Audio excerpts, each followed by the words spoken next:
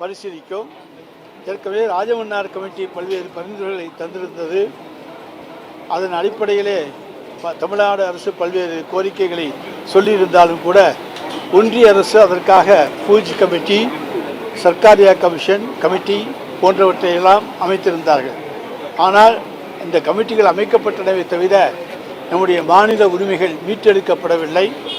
இன்றைக்கு இந்த கல்வியிலே நம்முடைய உரிமைகள் கன்கரண்ட் லிஸ்டில் இருக்கின்ற காரணத்தாலே நம்மை அவர்கள் கன்சல்ட் செய்து, அதாவது நம்மோடு கலந்தாலோசித்து எடுக்க வேண்டிய நடவடிக்கைகளை கூட இன்றைக்கு அவர்கள் எடுக்கவில்லை. கல்விக்குரிய தொகையை நாம் மும்மொழி திட்டத்தை அறிமுகப்படுத்த முடியாது என்று சொன்னதினாலே நமக்கு தர வேண்டிய தொகையை இன்றைக்கு ஒன்றிய அரசு தர மறுக்கின்றது. 100 நாள் வேலைவாய்ப்பு திட்டத்திலே ஒரு 3-4 மாதங்களுக்கான அந்த தொகை 100 நாள் வேலைவாய்ப்பு பணியாளர்களுக்கு தரப்படாமல் இருக்கிறது. இப்படி பல்வேறு வகையிலேயும் அதே போல் நாம் கொடுக்கின்ற அந்த ஒன்றிய அரசுக்கான ஜிஎஸ்டியில் நம்முடைய நிதி பகிர்வு என்பது 29 பைசாவாகவே இருக்கிறது. இன்றைக்கு பீகாருக்கோ உத்தரப்பிரதேசத்துக்கோ நீங்கள் ₹1 எந்த அளவுக்கு அதிகமாக கொடுக்கிறீர்களோ எங்களுக்கு அந்த அளவு வேண்டாம்.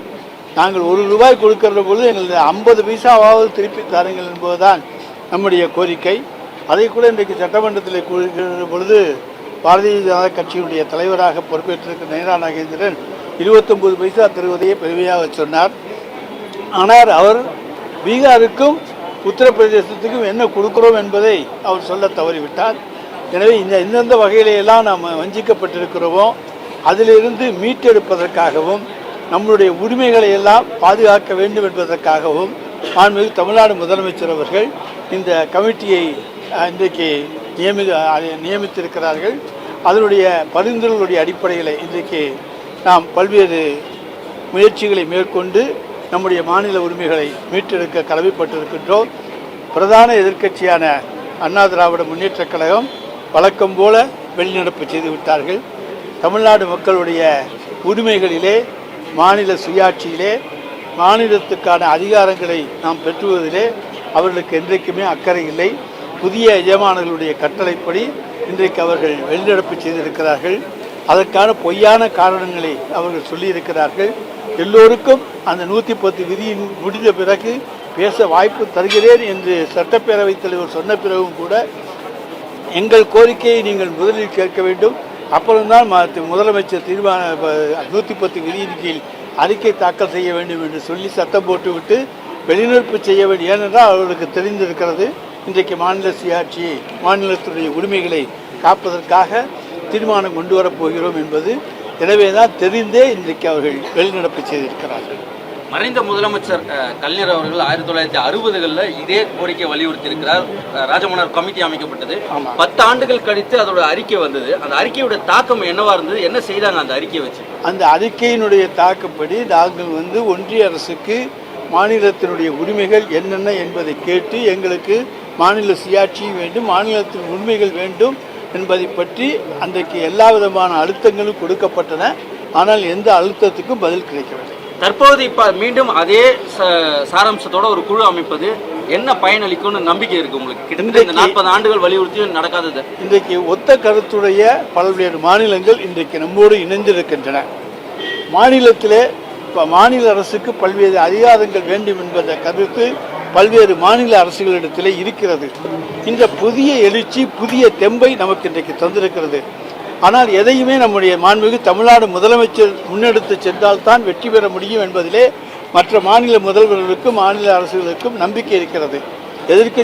குறிப்பாக எதிர்க்கட்சி ஆளுகிற, அதாவது பாரதிய ஜனதாவுக்கு கட்சி இல்லாத மாநிலங்களை ஆளுகிற முதலமைச்சர்களுக்கெல்லாம் நாம் முன்னெடுத்து செல்கின்ற அந்த காரணங்கள் வெற்றி பெறும் என்கிற நம்பிக்கை இருக்கிறது. எனவே அவர்களும் நம்மோடு இணைந்து, ஏற்கனவே பார்த்தால் யாரும் நம்மோடு இணைந்து அந்த அளவுக்கு போராட முன்வரவில்லை. இப்பொழுது நிச்சயமாக நாம் முன்னெடுக்கும் அந்த போராட்டத்துக்கு நம்முடைய மாண்புமிகு தமிழ்நாடு முதலமைச்சர் அவர்கள் மாநில உரிமைகளை மீட்டெடுப்பதற்காக எடுக்கும் நடவடிக்கைகளுக்கு மற்ற மாநிலங்களும் தங்களுடைய உரிமைகளை காப்பாற்ற வேண்டும் என்கின்ற அடிப்படையில் முன்வருவார்கள் என்ற நம்பிக்கை எங்களுக்கு ஏற்பட்டிருப்பதால் தான் இப்பொழுது புதிய அழுத்தத்தை கொடுத்துக்கிறோம். திமுகவுடைய ஆட்சி காலம் நிறைவேறதுக்கு பிறகு அந்த 2 ஆண்டுகள் கழித்து தான் முழுமையான அறிக்கை கிடைக்க போகுது. அப்படி இருக்கும் பட்சத்துல இப்போது இதை அறிவிப்பது தேர்தலுக்கான அரசியலுக்குன்னு பாஜகவுடைய விமர்சனம் இருக்கு. அதை திமுக எப்படி கையாள போகுது? உண்மையாவே தேர்தல் எங்களை பொறுத்தவரை அடுத்த ஆட்சி திராவிட முன்னேற்ற கழக ஆட்சி தான். தொடர்ந்து தலைவர் தளபதி அவர்கள் 2வது முறையாக தமிழ்நாட்டினுடைய முதலமைச்சராக வருவார். ஏற்கனவே நாங்கள் சொல்லியிருக்கிறோம், தெளிவாக சொல்லியிருக்கிறோம். தேர்தலுக்காக எந்த விதமான காரியங்களையும் நாங்கள் முன்னெடுப்பவர்கள் அல்ல. மக்கள் பிரச்சனைகளுக்கான காரியங்களைத்தான் முன்னெடுப்போம், அதில் வெற்றி பெறுவோம். எனவே இந்த 2 ஆண்டு காலம் என்பது என்னால் ஒரு வருட காலத்துக்குள்ளே விரைந்து விசாரிக்க முடியாது என்பதால் தான் சொல்லியிருக்கிறோம். ஆனாலும் விரைந்து விசாரிப்பதற்கான நடவடிக்கைகளை எங்களுடைய மாண்புமிகு முதலமைச்சர் அவர்கள் எடுப்பார்கள். தொடர்ந்து அவர்தான் முதலமைச்சராக இருப்பார். மக்கள் அவரைத்தான் தேர்ந்தெடுப்பார்கள்.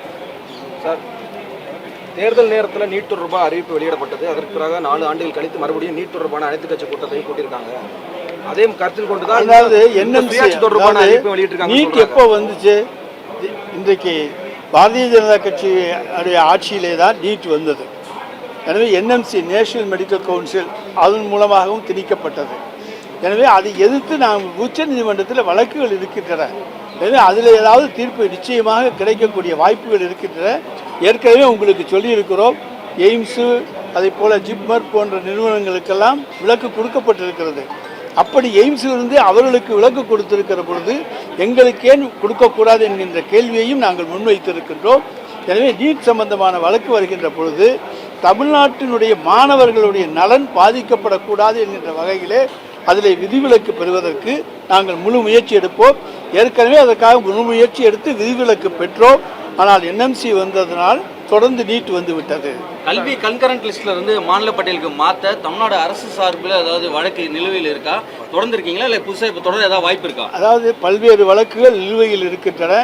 கரண்ட் லிஸ்ட்டில் வந்து கல்வியை கொண்டு வர வேண்டும் என்பதும் எங்களுடைய கோரிக்கை. அது சார், நீட்டு அகற்றுக்கான சூத்திரம் தெரியுன்னு திமுக ஆட்சி சொன்னாங்க. தொடர்ந்து இப்படி சொல்லியே மக்களை ஏமாத்திருக்கான்னு எதிர்கட்சிகள் சொல்றாங்க. சார், நான் நீட்டை வந்து நாங்கள் ஏமாற்ற வேண்டிய அவசியமே எங்களுக்கு கிடையாது. நாங்கள் தெளிவாக இருக்கிறோம். நீதிமன்றத்தின் மூலமாக அதற்கான தீர்ப்பை பெற முடியும். ஏன்னா சட்டமன்றத்தில் தீர்மானம் நிறைவேற்றி அனுப்பினோம், அது திரும்பி வந்து விட்டது. எனவே